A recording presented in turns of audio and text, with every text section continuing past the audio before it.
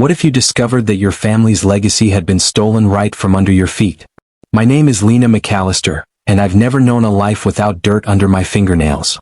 28 years old, and I've spent every single one of them on the 847 acres that my great-grandfather purchased in 1952 with money he'd saved from working double shifts at the steel mill. The farm wasn't just our livelihood, it was our identity. Every fence post, every irrigation ditch, every weathered building told the story of our family's persistence. My grandfather, Thomas McAllister, used to say that the land didn't belong to us, we belonged to it. Thomas was 83 when I took over the farm's daily operations. His arthritis had gotten so bad he could barely hold a coffee cup, let alone manage the 100-head cattle operation and the seasonal crops that kept us afloat. But his mind was sharp as the day he taught me to identify wheat rust at age 7. "Lena, girl," he'd say, sitting on the front porch in his favorite rocking chair watching me load feed into the truck. "This land has seen us through the Great Depression, 2 wars, and more droughts than I care to count. Long as there's a McAllister breathing, it'll stay in the family." I believed him. Why wouldn't I? The deed was in our family safe, along with my grandmother's wedding ring and my father's Purple Heart from Vietnam. The property taxes were paid every year without fail. We'd never missed a payment, never defaulted on anything. But I should have paid more attention to the worry lines that had started appearing around my grandfather's eyes in his final years. Should have wondered why he'd started locking the study door, why he'd begun receiving registered mail that he'd quickly stuff into his desk drawer before I could see. Thomas passed away on a cold February morning, just 2 months after his 84th birthday. I found him in his chair, facing the window that looked out over the south pasture where our prize Angus bull, Napoleon, was grazing. He looked peaceful, like he was just taking one of his afternoon naps. The funeral was well attended. Farmers, neighbors, people from town who'd known Thomas for decades. They all told stories about his generosity during hard times, how he'd let struggling families hunt on his land, how he'd never turned away someone asking for help. After the last casserole dish was returned and the sympathy card stopped coming, I was alone with 847 acres and a crushing sense of responsibility. The farm was mine now, along with all the challenges that came with it. That's when I started finding the letters. It was a warm April morning when I decided to clean out my grandfather's study. I'd been putting it off for weeks, unable to face the task of sorting through a lifetime of memories. His reading glasses still sat on his desk, next to a half-finished crossword puzzle and his favorite coffee mug with a chip in the handle. I started with the obvious stuff: old farming magazines, outdated catalogs, receipts for equipment purchases. But when I opened the bottom drawer of his oak desk, I found something that made me pause. A manila folder, thick with documents, labeled HOA correspondence in my grandfather's careful handwriting. Oh? We didn't have a homeowners association. We were farmers living miles from the nearest subdivision. The closest thing we had to organized neighbors was the Grange Hall meetings once a month. I opened the folder and felt the first crack in my understanding of reality. The letters were from something called the Heritage Valley Homeowners Association, dated over the past 3 years. The language was dense, full of legal terminology I didn't understand, but certain phrases jumped out at me like warning flares. Failure to comply with community standards. Outstanding fees and penalties totaling. Legal action may be pursued. Final notice regarding property liens. I sat down hard in my grandfather's chair, the leather creaking under my weight. My hands shook as I flipped through page after page of increasingly aggressive correspondence. Bills for services we'd never requested. Fines for violations of rules we'd never agreed to follow. Threats of legal action for non-payment of fees we'd never understood we owed. And at the bottom of the pile, a single sheet that made my blood run cold. A receipt for $450,000, paid to the Heritage Valley Homeowners Association. Dated just 6 months before my grandfather's death. His signature, shaky but unmistakable, authorizing the payment. $450,000. Nearly $500,000. More money than our farm made in 3 good years combined. I stared at that receipt until the numbers blurred. Where had he gotten that kind of money? Why had he paid it? What had they threatened him with that was so terrible he'd hand over almost everything our family had worked for? My grandfather had been proud, stubborn, and fiercely independent. For him to pay that kind of money to anyone, he must have been desperate. Or scared. I needed answers. The Heritage Valley HOA office was located in a gleaming glass building 30 miles from the farm, in the heart of what used to be farmland but was now an upscale shopping district. I felt out of place in my worn jeans and work boots as I walked through the marble lobby, Past women in designer suits and men talking loudly on expensive phones.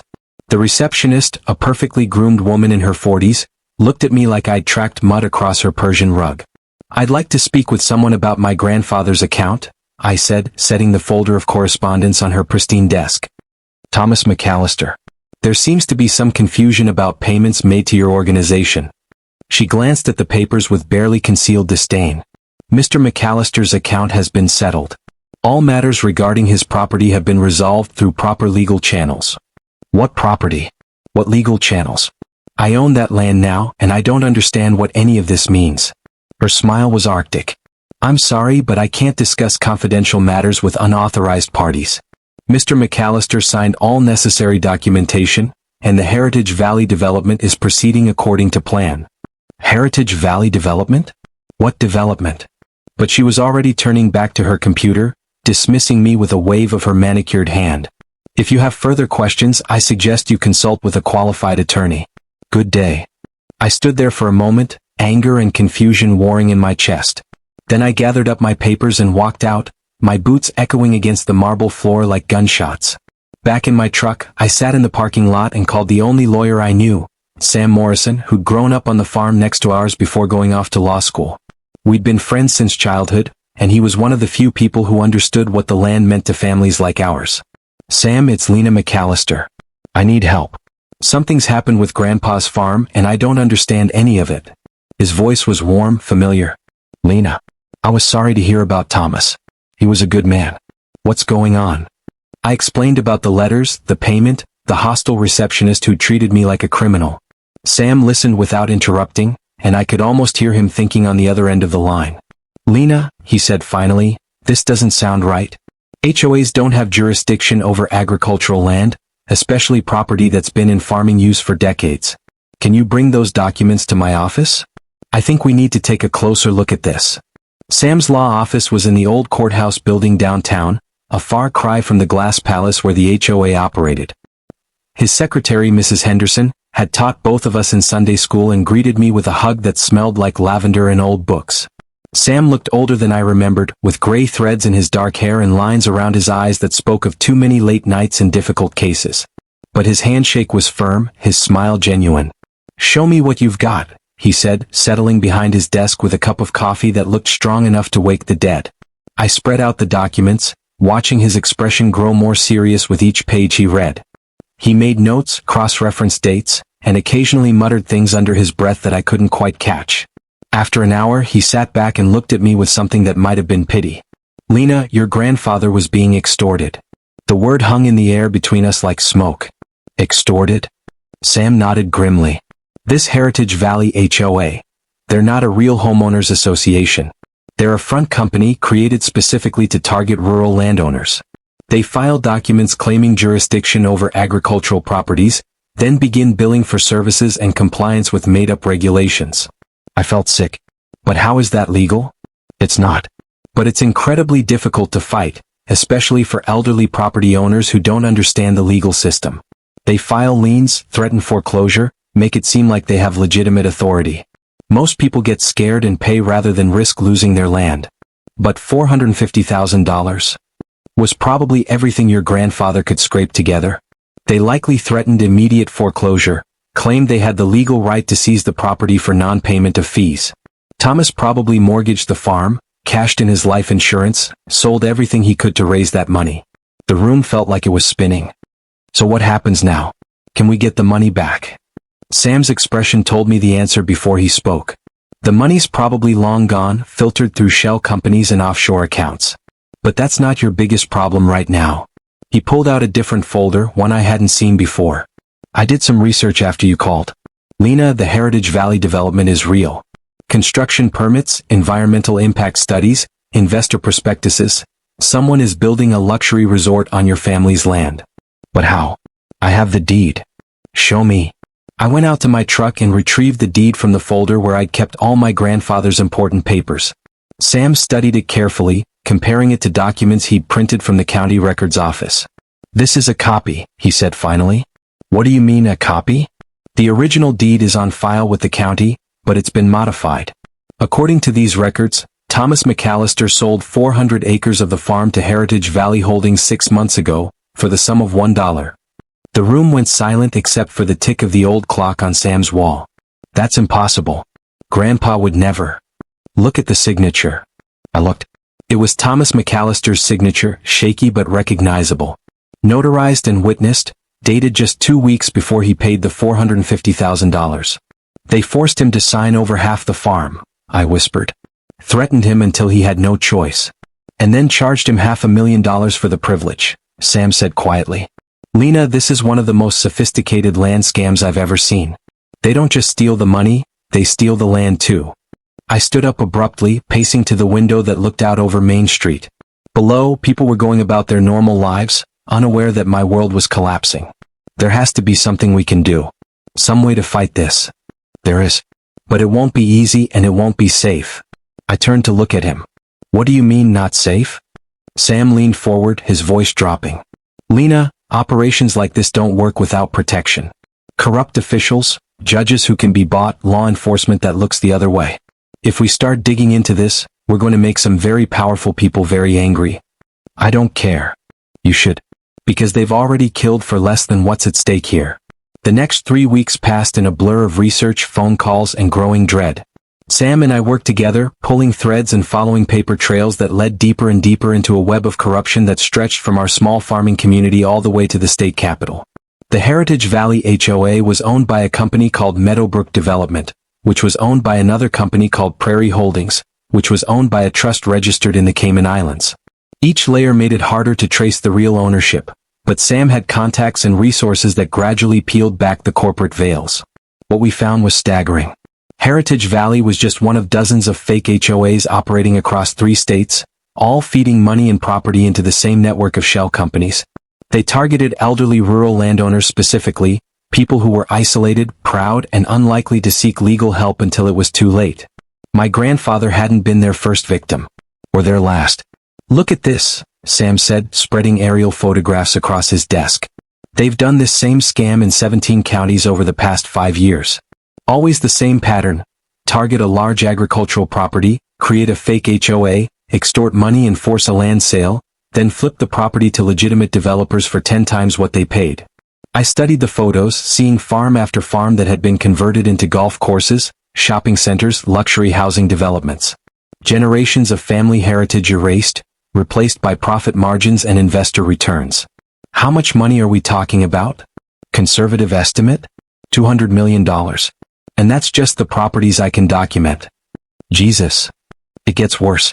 3 of the landowners who tried to fight back died under suspicious circumstances.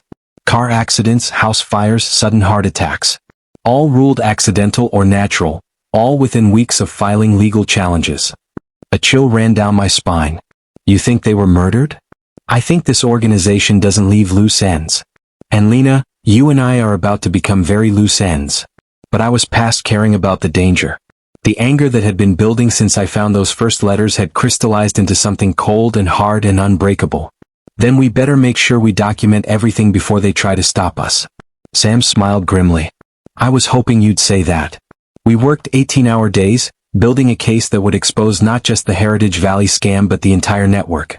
Sam used his legal contacts to gather evidence while I drove across 3 states, talking to other victims, photographing properties that had been stolen, collecting stories of families who'd been destroyed. Mrs. Eleanor Chin, 84 years old, who'd lost her family's apple orchard to a fake HOA claiming she owed $380,000 in agricultural compliance fees. The Rodriguez family, whose 5-generation cattle ranch was now a strip mall because they couldn't fight a foreclosure notice served at 6 a.m. on a Sunday morning. Jim Patterson, whose grandfather's dairy farm was bulldozed while he was in the hospital recovering from surgery, too late to stop the demolition that Heritage Valley claimed was authorized by court order. Every story was the same: elderly landowners, isolated and proud, systematically terrorized into surrendering their life's work. And in every case, the same names kept appearing in the paperwork. The same lawyers, the same judges, the same county officials rubber-stamping documents and approving transfers. We've got them, Sam said on a Friday night, both of us exhausted and running on coffee and determination. This is enough to bring down the whole operation. When do we file? Monday morning. Federal court, racketeering charges, the works. I've got a contact at the FBI who specializes in financial crimes. Once this goes public. The brick came through his office window at 11:47 p.m., wrapped in a note written in block letters. Drop the case or join the others. We stared at the shattered glass, the scattered papers, the threat that made the danger suddenly terrifyingly real. Lena, Sam said quietly, it's not too late to walk away. Take what's left of the farm, sell it, start over somewhere else. These people don't make idle threats. I picked up the brick, feeling its weight in my hands.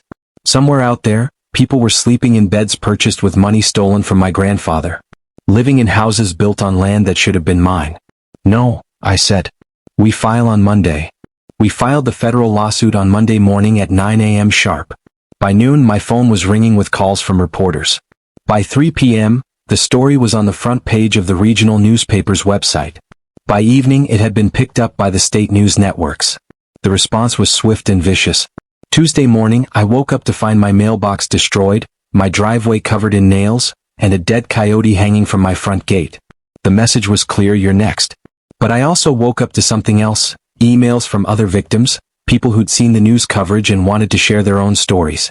Farmers from across the Midwest who'd been targeted by similar scams, families who'd lost everything but never had anyone believe their stories. By the end of the week, Sam's office looked like a war room. Maps covered the walls, showing the scope of the fake HOA network. File boxes full of evidence lined the floors. And every day brought new victims, new stories, new proof that we were dealing with something much bigger than just my grandfather's farm. That's when Janet Holloway walked into our lives. She was in her 70s, impeccably dressed, with silver hair and the kind of bearing that spoke of old money and older power. She introduced herself as the president of the Heritage Valley Homeowners Association. Ms. McAllister, she said, settling into the chair across from Sam's desk without being invited, I think there's been a terrible misunderstanding. I stared at her, this woman who'd been signing the letters that terrorized my grandfather, who'd taken his money and stolen his land. The only misunderstanding, I said, is how you people sleep at night. Her smile was grandmother sweet and shark cold. Your grandfather was a troubled man in his final years. Paranoid, suspicious, making wild accusations about perfectly legitimate business transactions. We tried to help him, but he became increasingly difficult to work with. Help him? You extorted $500,000 from him. We provided valuable services. Property management, legal consultation, development coordination. The fees charged were entirely appropriate for the level of service provided. Sam leaned forward. Mrs. Holloway, we have documentation showing that Heritage Valley HOA is a fraudulent organization with no legal authority over agricultural properties. Young man, I've been involved in property management for 30 years. I think I know more about HOA law than a small-town attorney who couldn't make it in the big city. The insult hit Sam like a slap, but he kept his voice level. Then you'll have no trouble explaining these documents to a federal grand jury. Her smile never wavered, but something cold flickered in her eyes. Mr. Morrison, Ms. McAllister, you're playing a very dangerous game. My associates have substantial resources and very little patience for people who interfere with legitimate business operations. Is that a threat? It's a reality. Thomas McAllister learned that reality too late. I'd hate to see his granddaughter make the same mistake. She stood gracefully, adjusting her pearl necklace. I'm staying at the Grand Hotel through the weekend. If you'd like to discuss a reasonable settlement of this unfortunate matter, I'll be available. After that, well, my associates prefer to handle such matters through different channels. After she left, Sam and I sat in silence for a long time. She's not just a front person, I said finally. She's one of them. One of the people actually running this thing. And she just threatened to kill us. Pretty much. Sam rubbed his face. Lena, I have a wife and 2 kids. I can't. I know. And I won't ask you to. What are you going to do? I looked out the window at the courthouse square, where my great-grandfather had probably stood 90 years ago when he first came to this town looking for work. Where my grandfather had served on jury duty and paid his taxes and never imagined that someday criminals would steal his life's work with forged documents and fake authority. I'm going to finish what we started. With or without you. That night, I drove back to the farm for the first time in weeks. I'd been staying in town, afraid to be alone on the property after the dead coyote incident. But I needed to think, and I did my best thinking on the land that had shaped my entire life. The house felt empty without my grandfather's presence. His reading glasses were still on the kitchen table where he'd left them the morning he died. His favorite coffee mug sat in the dish drainer, clean and waiting for a hand that would never reach for it again. I made myself a sandwich and sat on the front porch, looking out over fields that wouldn't be planted this year. I couldn't afford seed or fuel, couldn't focus on farming while fighting for the right to farm. The irony wasn't lost on me. As the sun set, casting long shadows across the pasture, I saw headlights coming up the drive. My heart started racing. Was this another threat? Another escalation in the campaign of intimidation? But the vehicle that pulled up was familiar. A battered pickup truck that had been making this same trip for 40 years. Out stepped Harold Peterson, my grandfather's oldest friend and our nearest neighbor. "Lena, honey," he said, climbing the porch steps with the careful movements of a man whose bones had been broken too many times by ornery cattle and unforgiving machinery. "I saw the news. Figured you might want some company."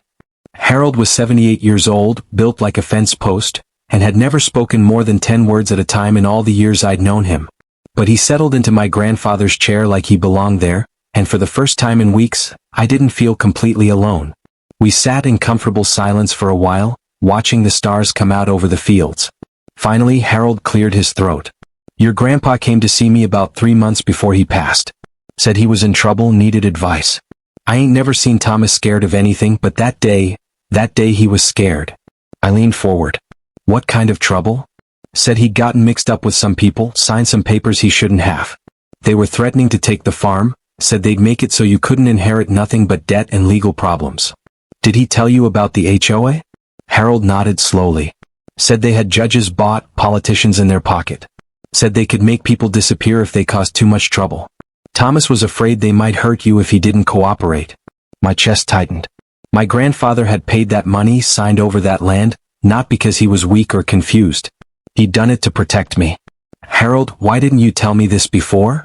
"Because Thomas made me promise not to. Said if anything happened to him, I should let sleeping dogs lie. Let you sell what was left and get out with your life." Harold looked at me with eyes that had seen too much. "But I've been watching the news, seeing what you're doing. Thomas raised you right. You got his backbone." We talked until after midnight. Harold told me stories about my grandfather that I'd never heard, about the young man who'd fought in Korea, who'd come home and married my grandmother, and worked 3 jobs to buy the farm from a widow who needed the money more than she needed the land. And Harold told me one more thing. Thomas didn't trust banks the last few years. Said too many people had access to safe deposit boxes, too easy for the wrong people to get court orders. He hid things, Lena. Important things. What kind of things? Don't know. But he said if anything ever happened to him, I should tell you to look where the old dog is buried. The old dog was Ranger, a German shepherd who'd been my grandfather's constant companion for 12 years. When Ranger died 5 years ago, Thomas had buried him under the big oak tree behind the house, the one with the tire swing he built for me when I was 7. I waited until dawn to start digging, using the post-hole digger from the barn.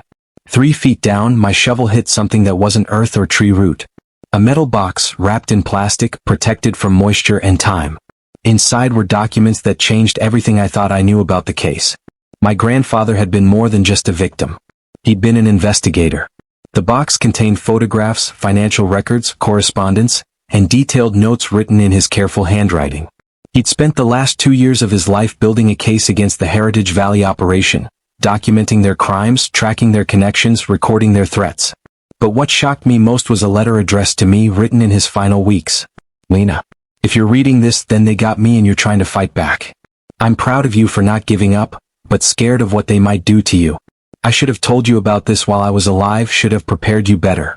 But I thought I could handle it alone, thought I could protect you from it. I was wrong. The Heritage Valley people aren't just thieves, honey.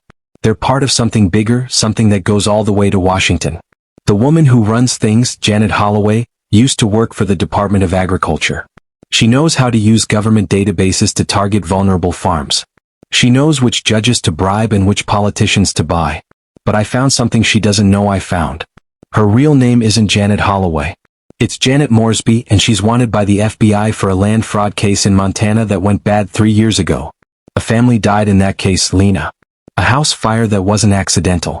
She's hiding in plain sight, running this operation under a false identity. If you can prove who she really is, you can bring down the whole network. The evidence is in the old root cellar, behind the loose stone marked with an X. Everything you need to stop them and get justice for all the families they've destroyed. I love you, granddaughter. Your parents would be proud of the woman you've become. Don't let these people win. Don't let them turn our land into their profit. Fight them. But be smart about it. And remember that sometimes the best way to win is to make sure the other side loses. All my love, Grandpa Thomas.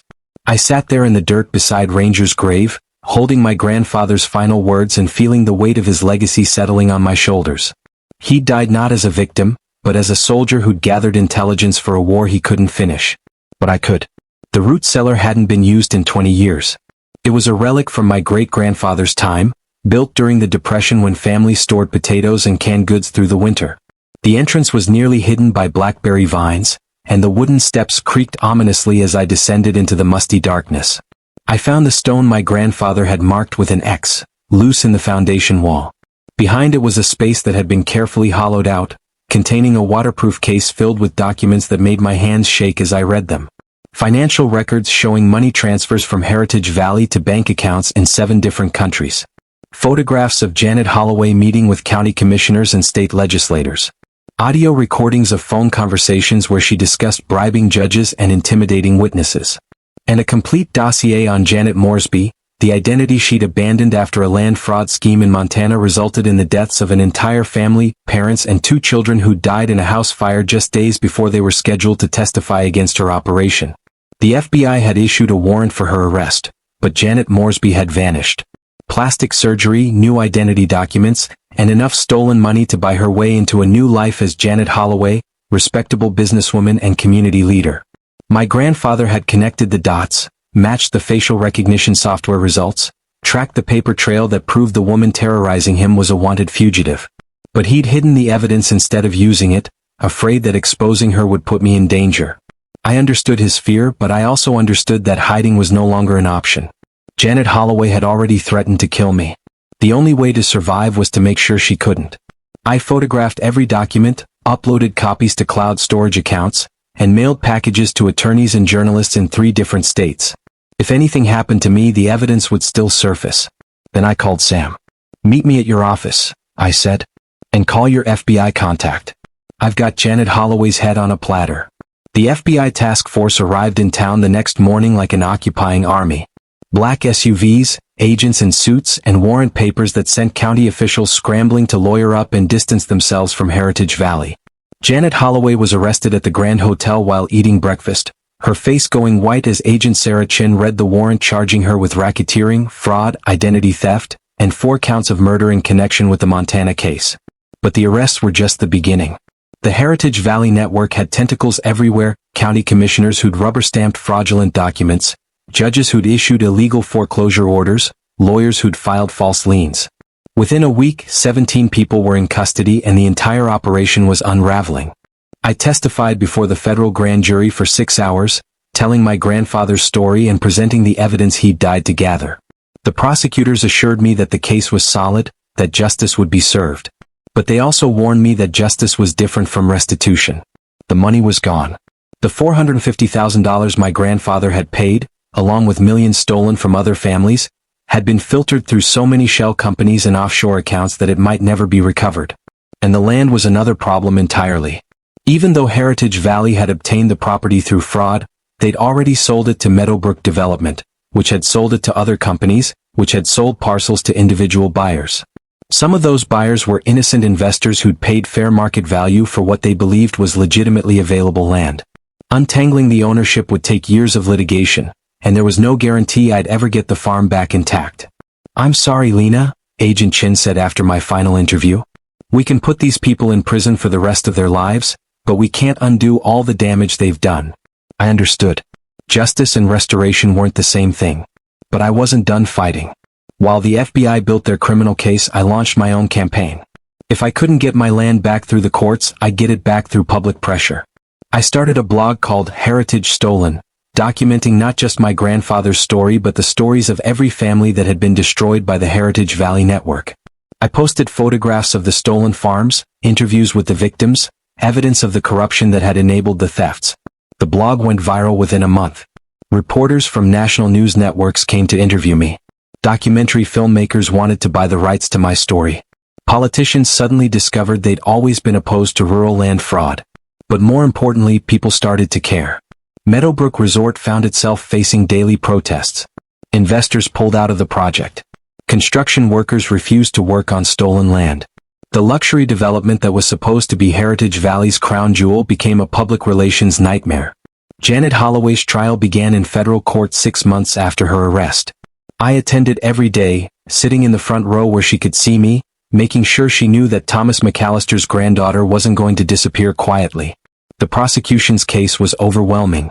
Audio recordings, financial documents, witness testimony from dozens of victims.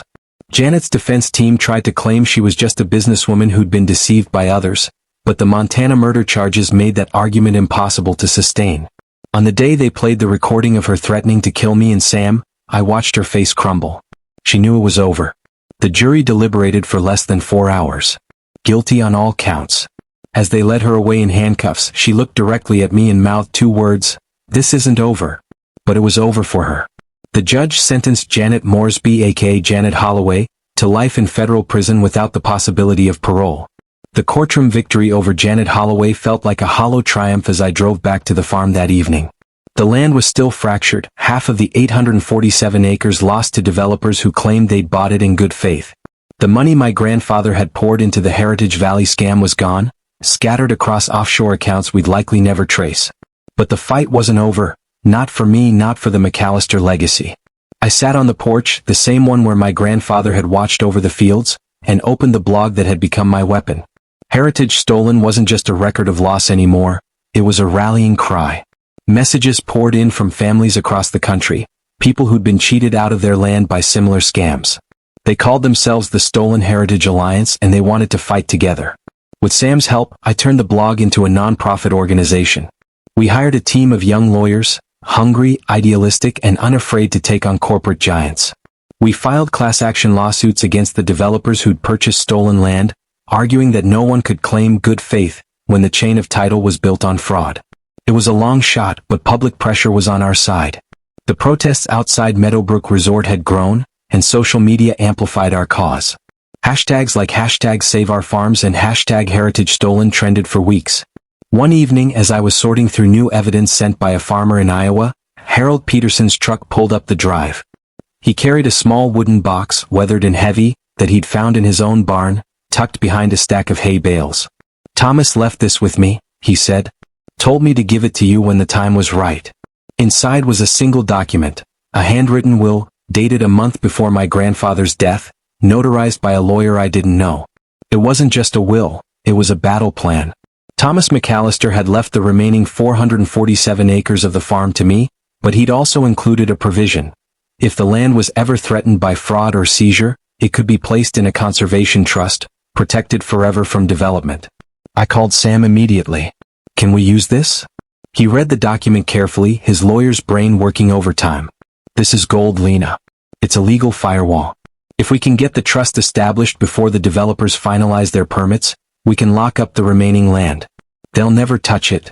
The next morning, we filed the paperwork to create the McAllister Family Conservation Trust. It wasn't easy. There were hearings, challenges from Meadowbrook's lawyers, and a county official who mysteriously lost key documents. But the public was watching now, and the pressure was too much for the old corrupt networks to withstand.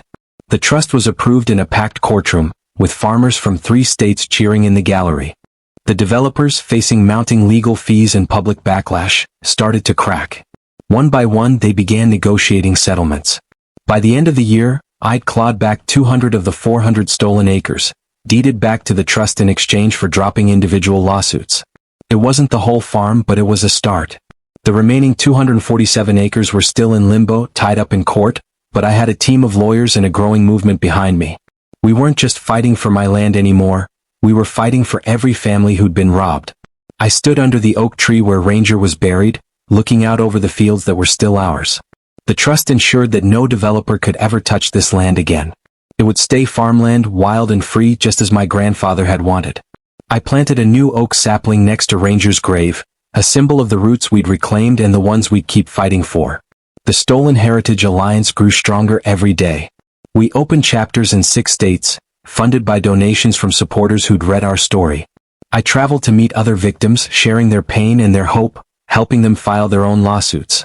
The blog became a platform for change, exposing new scams before they could take root. One night, as I sat on the porch with a cup of coffee in my grandfather's chipped mug, I felt him with me. Not as a ghost, but as a presence in the land itself. The dirt under my fingernails, the wind through the wheat, the stubborn heartbeat of a family that refused to break. Janet Holloway's empire was gone, her network shattered, her name synonymous with greed and betrayal. But the McAllister farm endured. And as long as there was a McAllister breathing, it always would.